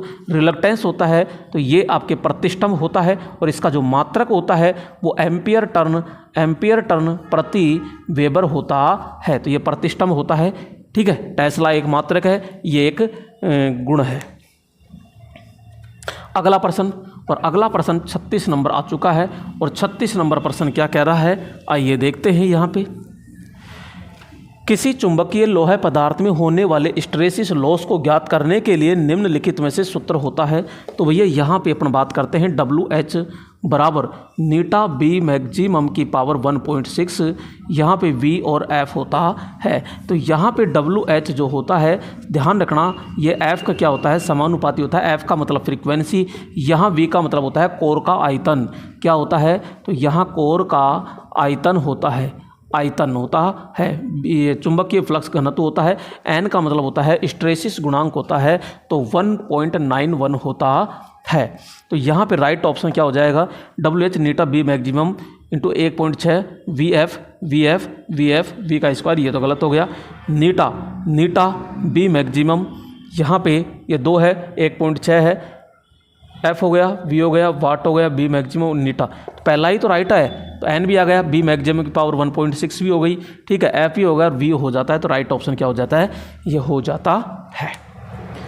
अगला प्रश्न है, और अगला प्रश्न 37 नंबर आ चुका है। और 37 नंबर प्रश्न क्या कह रहा है, आइए देखते हैं। यहाँ पे पैरा मैग्नेट पदार्थ की चुंबकशीलता का मान क्या होता है। तो भैया यहाँ पे देखो, एक होता है फेरा, ठीक है, एक होता है पैरा और एक होता है डाया। इसको हिंदी में बात करते हैं तो ये लोहा चुंबकीय पदार्थ होता है, ये आपका क्या होता है, अनुचुंबकीय पदार्थ होता है, और ये आपका क्या होता है, प्रतिचुंबकीय पदार्थ होता है। इसकी एक से बहुत अधिक होती है तो अपन कहते हैं 1000, कितनी होती है, 1000 तक। इसकी एक या एक से कुछ अधिक होती है, और इसकी क्या होती है, 1 से कम होती है। तो इसकी 1 से कम होती है, पैरा की 1 या 1 से कुछ अधिक होती है, यानी 1 से कुछ अधिक कह सकते हैं। और इसकी 1000 से बहुत ज़्यादा होती है, यानी कि लगभग 1000 तक होती है। पैरा की बात कर रहा है, इसका मतलब पैरा तो 1 से कुछ अधिक होती है। इकाई से अधिक तो भैया ये भी हो गई, इकाई से थोड़ा अधिक, जी हाँ, इकाई से थोड़ा अधिक होता है। इकाई से कम में तो कौन आ जाएगा, यहाँ पे डाया यानी प्रतिचुंबकीय पदार्थ होता है। दोस्तों क्लास कैसी लग रही है तो कमेंट में ज़रूर बताइएगा, क्योंकि दोस्तों यहाँ पे जब तक आपका मेरे ऊपर साथ रहेगा, मैं विश्वास दिलाता हूं कि आपको लोको पायलट के अंदर फतह हासिल करा कर रहूँगा। इस चीज़ का मेरे ऊपर वादा की विश्वास रखिएगा एक बार, क्योंकि मैं आपको टूटने नहीं दूंगा। क्योंकि मैं यहाँ पे पूरा का पूरा कंप्लीट जो ऑफलाइन के अंदर पढ़ाते हैं, वो पूरा का पूरा संपूर्ण कोर्स आपको मैंने यूट्यूब पर पूरा का पूरा निःशुल्क दे दिया है। वहाँ एक एक पॉइंट को बिल्कुल क्लियर कराया जा रहा है। आप पेड कोर्स को देख लेना और मेरे कोर्स को भी देख लेना कि कितना ज़्यादा मैटर दिया गया है। अब रही बात लोको पायलट की, तो आप ये कहते हो सर हम पूरे कोर्स का करेंगे क्या लोको पायलट का, तो उसमें गहराई से अगर देखते हो तो वहाँ मैंने बिल्कुल साफ साफ ये बता रखा है क्या, कि वहाँ पे मैंने बिल्कुल क्लियर ये कह रखा है कि आप वहाँ पे जो भी लाइन है वो अंडरलाइन कीजिएगा। तो वहाँ पे मेन जो चीज़ है वो अंडरलाइन करा रहा हूँ। अब आपके पास में क्या है कि PDF यानी कि नोट्स नहीं है, तो भैया नोट्स लेने के लिए कल मैंने वीडियो बनाया, उस वीडियो के अंदर पूरा समझा दिया है कि वहाँ पे PDF कैसे प्राप्त करेंगे। लगभग वो PDF 550 प्लस पेज से ऊपर की है, तो वो आप आराम से ख़रीद लीजिए और प्रिंट आउट भी ले सकते हैं। तो आप उसको डाउनलोड कर लीजिएगा, प्रिंट आउट निकलवा सकते हैं। यहाँ पे 49 रुपये में कोई ज़्यादा महंगी नहीं है, ठीक है। अगला प्रश्न लीजिएगा, और अगला प्रश्न है यहाँ पे 38 नंबर। और 38 नंबर प्रश्न क्या कह रहा है, 38 नंबर प्रश्न कह रहा है कि पदार्थ जो लोहे कांच से किंचित विरोध करता है उसे क्या कहते हैं। भैया लोहे कांच से किंचित विरोध करता है, यानी ऐसा पदार्थ बताइए यहाँ पे ऐसा पदार्थ बताइए जो इस चुंबकीय बल रेखाओं का क्या करे, विरोध करता है। क्या भाई यही तो कह रहा है, लोहे कांच से, यानी कि जो चुंबकीय बल रेखाएं होती है, यहाँ पे लोहे चुंबकीय बल रेखाएं होती है, उसका क्या करे, विरोध करता है। तो भैया विरोध करता है तो वो तो आपका कौन होगा, प्रतिचुंबक यानी डायामैग्नेटिक होगा। तो राइट ऑप्शन आपका क्या हो जाएगा, यहाँ पे C ऑप्शन होता है। इसमें चुंबकशीलता 1 से कम होती है, क्या होती है, 1 से कम होती है, यानी ऋणात्मक प्रवृत्ति होती है। नेक्स्ट आता है यहाँ पे गिलबर्ट किसकी इकाई है। अगर आपने थोड़ी सी देर पहले अगर सुना है तो मैंने बताया भी था गिलबर्ट किसकी इकाई होती है। यहाँ पे विद्युतशीलता, चालकत्व, मैग्नेटोमोटिव फोर्स होता है और इलेक्ट्रोमोटिव फोर्स होता है। यानी ये तो ये क्या हो गया, EMF होता है और ये MMF होता है। तो इसका SI जो मात्रक होता है वो एम्पियर टर्न होता है, जबकि CGS मात्रक होता है वो आपका क्या होता है, गिलबर्ट होता है। तो राइट ऑप्शन क्या हो जाएगा यहाँ पे, B होता है। अगला क्वेश्चन लीजिएगा और यहाँ पे अगला जो प्रश्न आ रहा है वो है 40 नंबर प्रश्न। और 40 नंबर प्रश्न है तो वो क्या कह रहा है 40 नंबर कि चुंबकीय कीपर का इस्तेमाल करते हैं। मेरे दोस्तों यहाँ पे जैसे सपोज कीजिए इस प्रकार का कोई ये चुंबक है, हम कह रहे हैं इस प्रकार का चुंबक है N और S।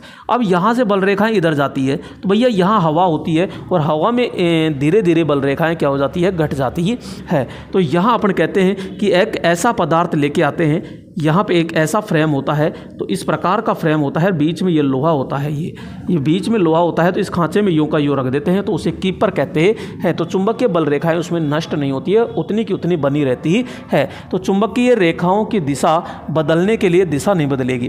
चुंबकीय फ्लक्स को एम्पलीफाई नहीं, लुप्त फ्लक्स पुनः प्राप्त थोड़ी करेंगे। चुंबकीय आवेश परिरक्षित करने के लिए किया जाता है। तो चुंबकीय कीपर का इस्तेमाल क्यों करेंगे, तो चुंबकीय रेखाओं की दिशा बदलने के लिए, फ्लक्स को एम्पलीफाई करने के लिए और लुप्त फ्लक्स पुनः प्राप्त करने के लिए नहीं, चुंबकीय आवेश परिरक्षित करने के लिए, यानी कि वहाँ पे पूरा का पूरा रहे। तो राइट ऑप्शन क्या हो जाएगा यहाँ पे, D ऑप्शन होता है।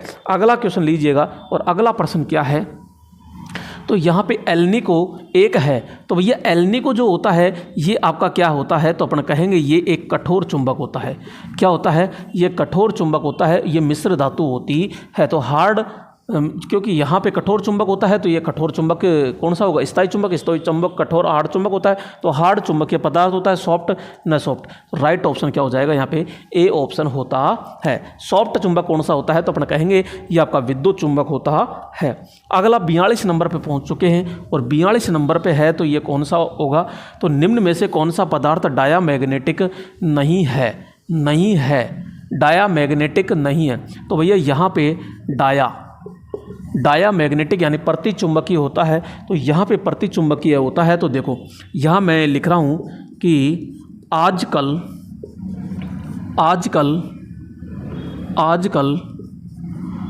आंटी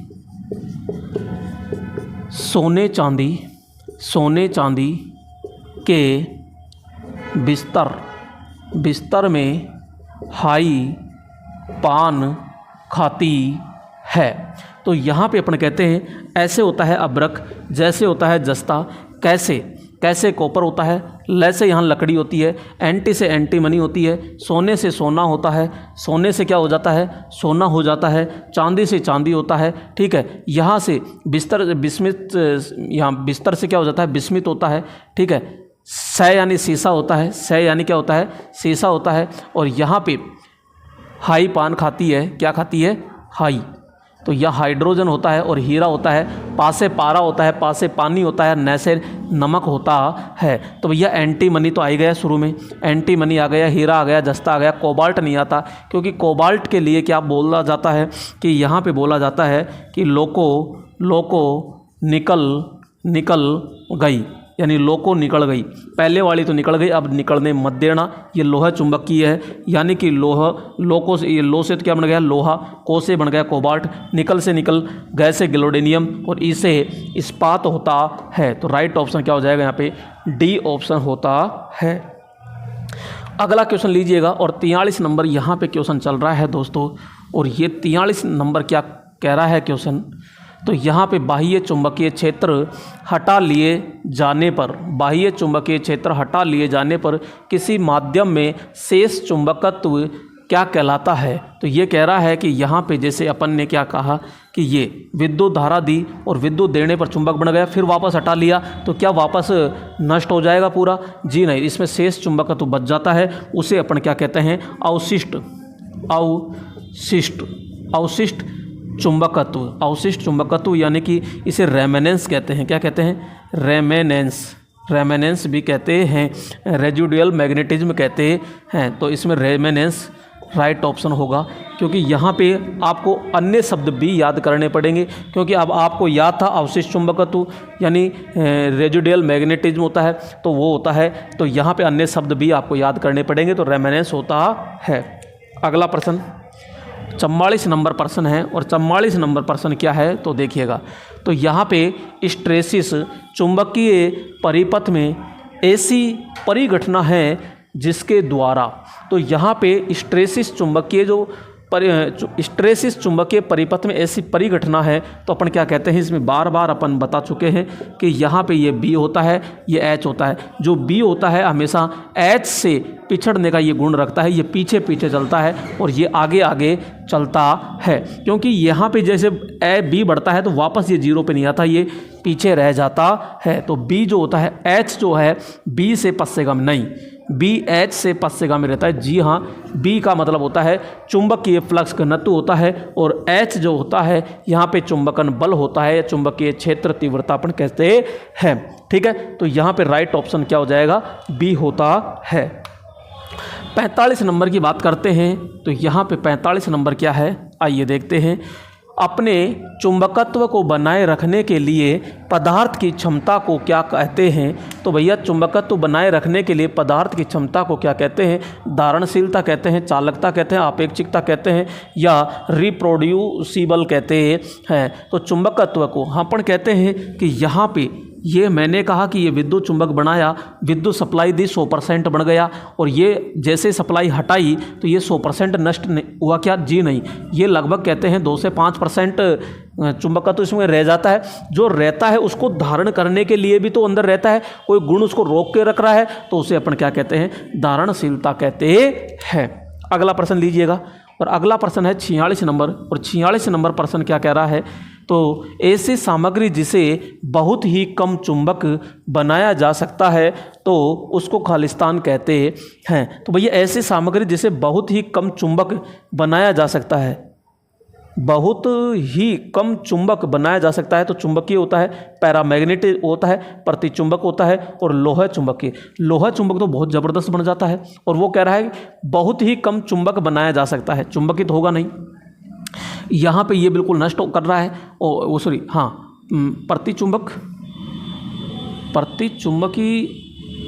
प्रतिचुंबक यानी डाया, और पैरामैग्नेटिक। तो यहाँ पे ऐसी सामग्री जिसे बहुत ही कम चुंबक बनाया जा सकता है, क्योंकि यहाँ से तो प्रतिचुंबक का मतलब तो होता है ये तो नष्ट कर रहा है, उल्टा भाई ये तो नष्ट कर रहा है, ये कम ही कर रहा है। जबकि यहाँ पे अपन कहते हैं कि यह बल रेखा है तो न तो नष्ट करता है न वृद्धि करता है, तो वो आपका पैरा कहलाता है। और बहुत ही कम चुंबक बनाया जा सकता है, तो ये तो नष्ट कर रहा है ये तो राइट ऑप्शन क्या हो जाएगा यहाँ? पैरामैग्नेटिक होगा कि नहीं होगा? भाई ये कह रहा है कि ऐसी सामग्री जो बहुत ही कम चुंबक बनाया जा सकता है, क्योंकि यहाँ पे एक या एक से कुछ अधिक चुंबकीय बल रेखाएं, चुंबकशीलता का मान होता है, तो किस में होगा? पैरा में।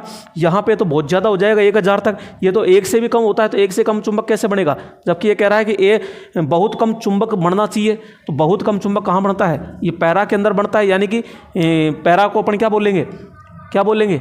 अनुचुंबकीय। अगला प्रश्न लीजिएगा 47 नंबर, और 47 नंबर क्या कह रहा है? तो यहाँ पे निम्नलिखित में से किस चुंबक में ध्रुवताएं नियत रहती है? तो भैया यहाँ पे जो स्थायी चुंबक होता है N और S, न तो इसकी चुंबकीय चुंबकीय क्षेत्र है, बल रेखाएं न तो ये बदलती है और ना ध्रुवता बदलती है, तो स्थायी चुंबक के अंदर ये गुण नियत रहता है। जबकि विद्युत चुंबक में आसानी से इसको क्या किया जा सकता है? बदला जा सकता है। अगला आता है यहाँ 48 नंबर, और 48 नंबर क्या है?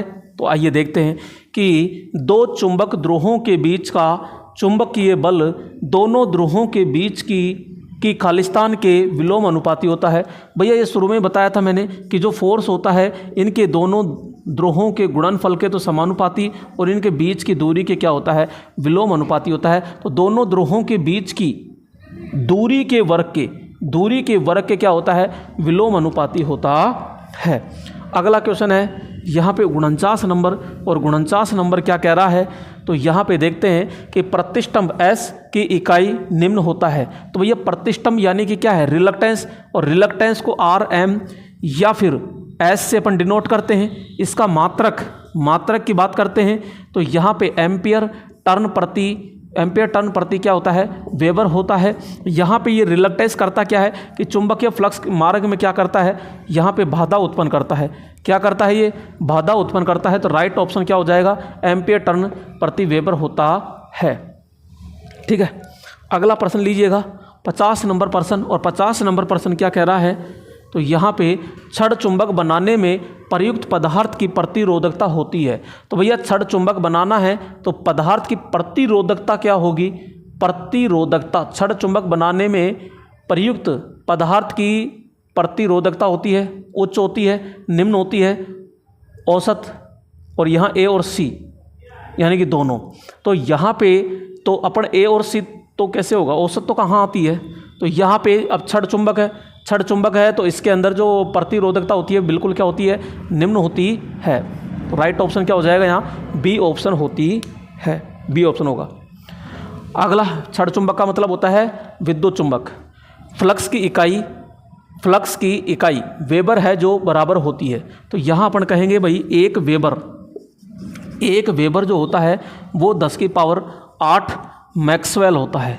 किसके, मैक्सवेल होता है। यहाँ एक वेबर बराबर 10 की पावर 8 लाइन होता है। यहाँ लाइन होता है।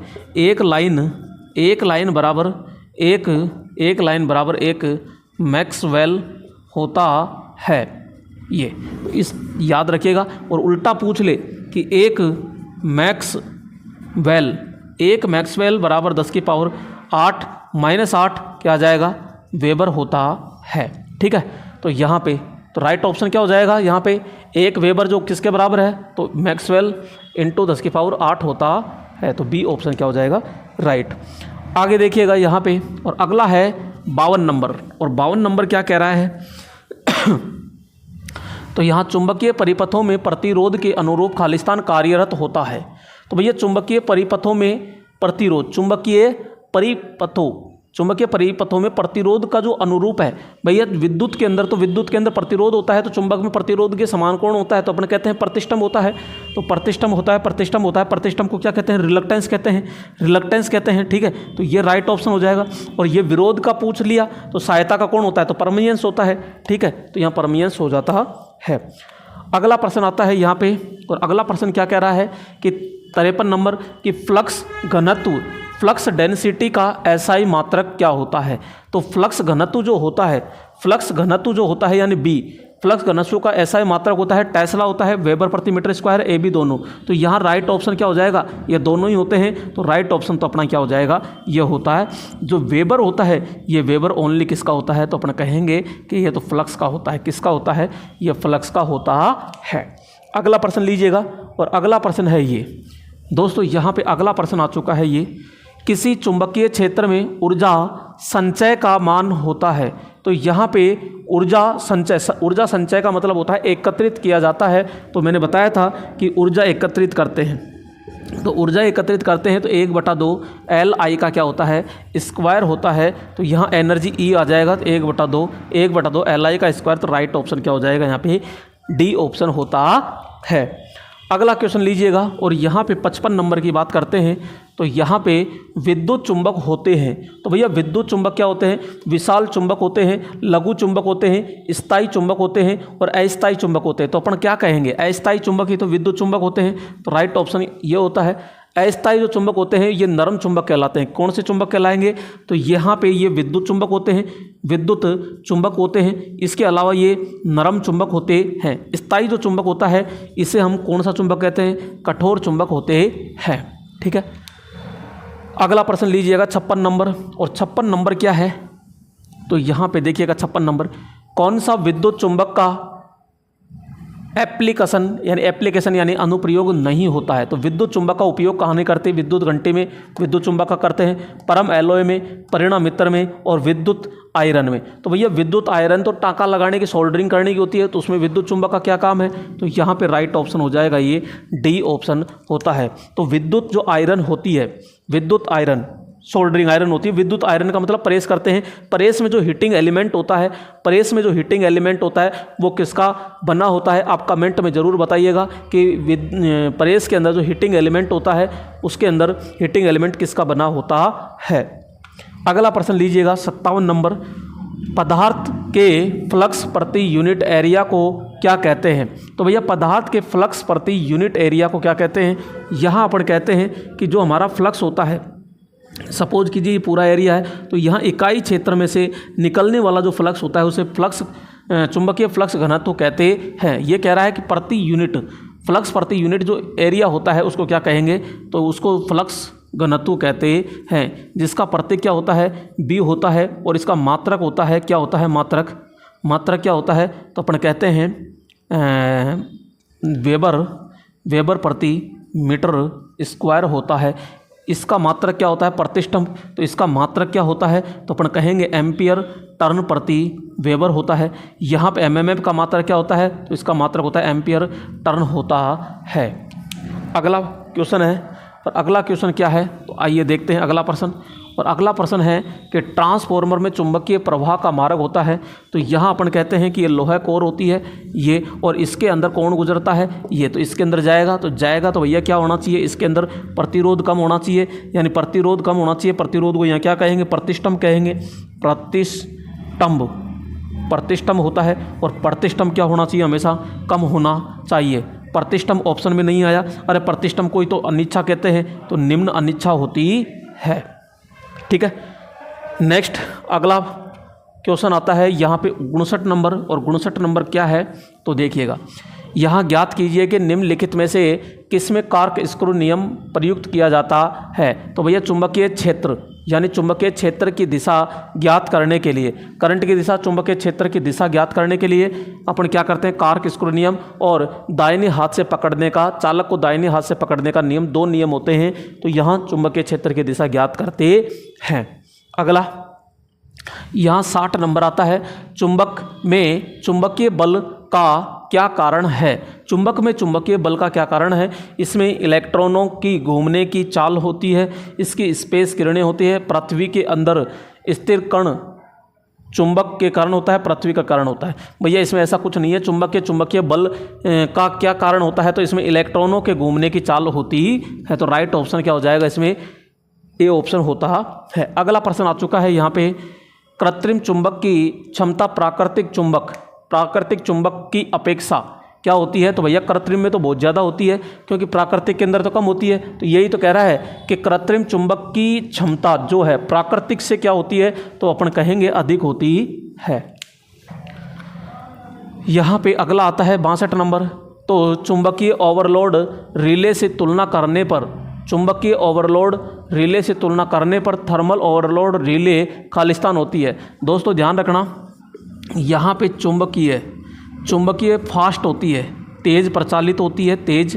और यहाँ पे जो थर्मल होती है, थर्मल में क्या होता है? ये ऊष्मीय सिद्धांत पर काम करती है, जो धीमा प्रचालित होती है। तो ये ऊष्मीय सिद्धांत पर काम करती है, ऊष्मीय, और ये काम करती है तो चुंबकीय सिद्धांत पे काम करती है। ठीक है, तो चुंबक के लिए एक ओवरलोड रिले होती है, यानी कि ओवरलोड रिले से तुलना करने पर थर्मल ओवरलोड रिले होती है तो अपन कहेंगे मंद होती है, यानी धीमा होती है। अगर वो चुंबक के बारे में पूछता तो अपन कह देते कि तेज होती है। अगला आता है चुंबकीय बल रेखाओं का मार्ग होता है।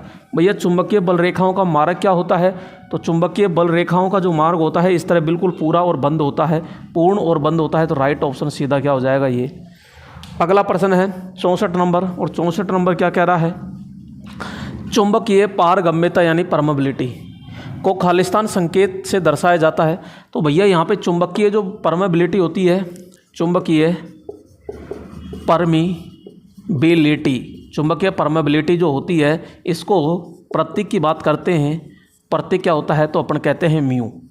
मात्रक की बात करते हैं तो इसका मात्रक नहीं होता है। ठीक है, तो राइट ऑप्शन क्या हो जाएगा? ए। अगला क्वेश्चन लीजिएगा। और यहाँ पे अगला प्रश्न 65 नंबर आ चुका है।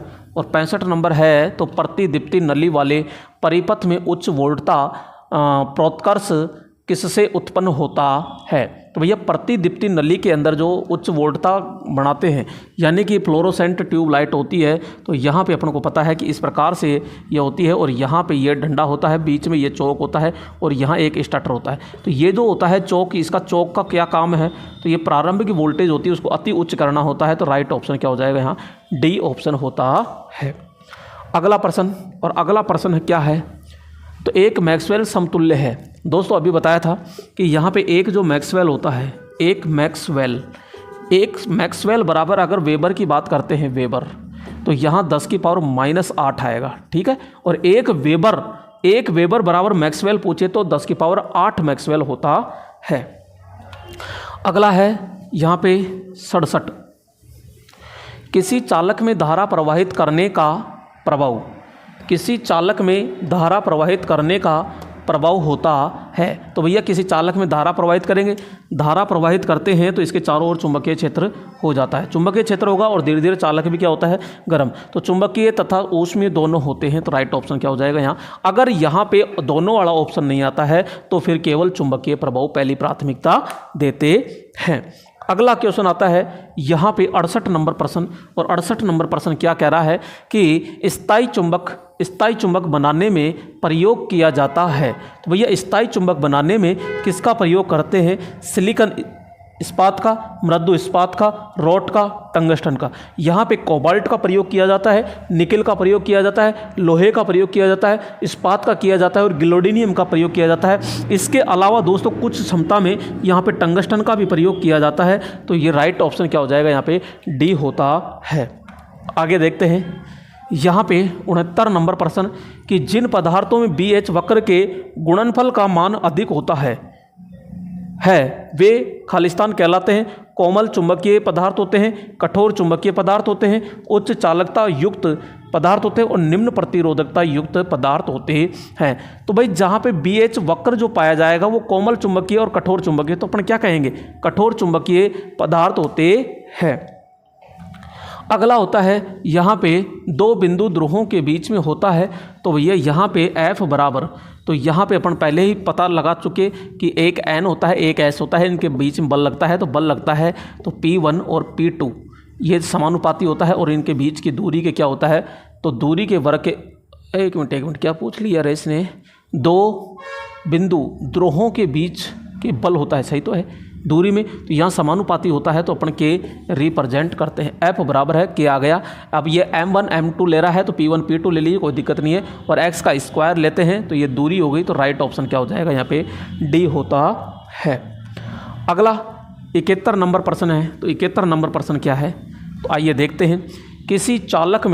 किसी चालक में धारा प्रवाह के कारण उसके चारों ओर चुंबकीय क्षेत्र उत्पन्न हो जाता है जिसकी दिशा ज्ञात कर सकते हैं। तो भाई यहाँ पे कह रहा है किसी चालक में धारा प्रवाह के कारण उसके चारों ओर चुंबकीय क्षेत्र उत्पन्न हो जाता है, बिल्कुल सही बात है।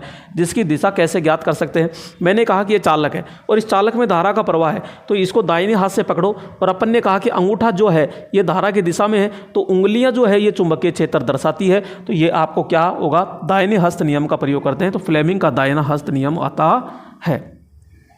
दाहिना हस्त नियम हो गया, एक होता है फ्लेमिंग का दायां हस्त नियम, सॉरी ये तो पकड़ने का होगा ना, तो यहाँ पे दाहिना हस्त नियम होता है। तो यहाँ फ्लेमिंग के दाहिने हाथ का तो जनरेटर के रूप में हो जाएगा, यानी कि यो, ठीक है। तो यहाँ मैक्सवेल फ्लेमिंग, तो फ्लेमिंग का दायां हस्त नियम यानी दाहिना हस्त नियम हम प्रयोग करते हैं।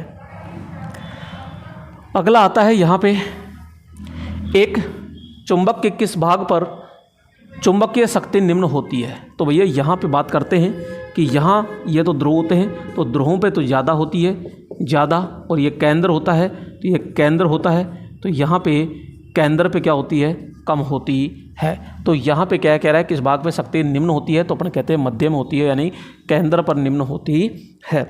अगला आता है 73 नंबर प्रश्न, और 73 नंबर प्रश्न क्या कहता है कि चुंबक के चारों ओर स्थित होने वाली बल रेखाओं को क्या कहते हैं। चुंबक के चारों ओर स्थित चुंबकीय क्षेत्र बल रेखाएं होती है।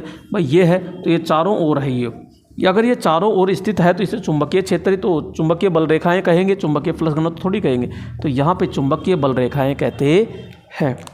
अगला प्रश्न, और अगला प्रश्न है यहाँ पे 74 नंबर, और 74 नंबर क्या कह रहा है कि जब आर्मेचर एक चुंबकीय क्षेत्र में घूमता है, ठीक है, तो यहाँ पे अपन ने कहा कि इस प्रकार से है, तो ये चुंबकीय बल रेखाएं हैं और इसके बीच में यहाँ पे आर्मेचर घूमेगा, तो कंडक्टर बल रेखाओं को काटता है, बिल्कुल काटेगा, तो उनमें ईएमएफ पैदा हो जाता है, बिल्कुल इसके अंदर ईएमएफ पैदा हो जाता है, ईएमएफ पैदा हो जाता है, ईएमएफ, एक मिनट, कंडक्टर बल रेखाओं में कटौती करता है, उसमें एक ईएमएफ प्रेरित हो जाता है, तो लागू ईएमएफ, इसका मतलब है कि इसके अंदर हम बल दे रहे हैं ऑलरेडी, इसका मतलब ये मोटर बन गई, मोटर बन गई, तो ये क्या बना, तो ये तो बैक ईएमएफ बना ना, ये तो बैक ईएमएफ बना। लागू ईएमएफ विरोध करता है तो इसे क्या किस रूप में जाना जाएगा, तो बैक ईएमएफ कहते हैं। भाई यहाँ पे सीधा कह रहा है चुंबकीय क्षेत्र में आर्मेचर है और लागू ईएमएफ का मतलब आप इसे ईएमएफ दे रहे हो, जब ईएमएफ देते होते काटता है तो एक और ईएमएफ पैदा होता है, उस ईएमएफ को क्या कहेंगे, यहाँ बैक ईएमएफ कहते हैं, विरोधी ईएमएफ कहते हैं, काउंटर ईएमएफ कहते हैं। तो राइट ऑप्शन क्या हो जाएगा यहाँ पे, बी ऑप्शन होता है। अगला प्रश्न होता है यहाँ 75, और आज का जो लास्ट प्रश्न है वो ये है, खालिस्तान का इस्तेमाल किसी खास पदार्थ की मैग्नेटिक फ्लक्स डेंसिटी और मैग्नेटिक फील्ड स्ट्रेंथ के बीच के संबंध को दिखाने के लिए किया जाता है। तो दोस्तों यहाँ पे साफ साफ कह रहा है खास पदार्थ की मैग्नेटिक फ्लक्स डेंसिटी यानी चुंबकीय फ्लक्स घनत्व होता है यानी कि बी, और आगे कहता है मैग्नेटिक फील्ड स्ट्रेंथ यानी कि यहाँ पे चुंबकीय क्षेत्र तीव्रता, तो यहाँ पे H होता है, और इसके बीच में जो वक्र बनता है उसे अपन BH वक्र के नाम से जाना जाता है। तो दोस्तों ये थे अपने पूरे के पूरे 75 क्वेश्चन। तो यहाँ पे ये चुंबक का है, तो यहाँ पे इस पूरे को पूरा आसानी से पहले आप क्या करना, प्लेलिस्ट के अंदर जा कर के वहाँ पे चुंबक वाला चैप्टर थ्योरेटिकल पढ़िएगा, और थ्योरेटिकल पढ़ने के बाद में यहाँ पे ये निकालना, आप चुटकियों में धड़ाधड़ यो निकालोगे फटाफट। तो इस चीज़ को ध्यान रखना, पहले आप थ्योरेटिकल पढ़ा करो, उसके बाद में ये ऑब्जेक्टिव पढ़ा करो। ठीक है दोस्तों, फिर नेक्स्ट वीडियो में फिर मुलाकात करते हैं, तब तक के लिए जय हिंद मेरे दोस्तों।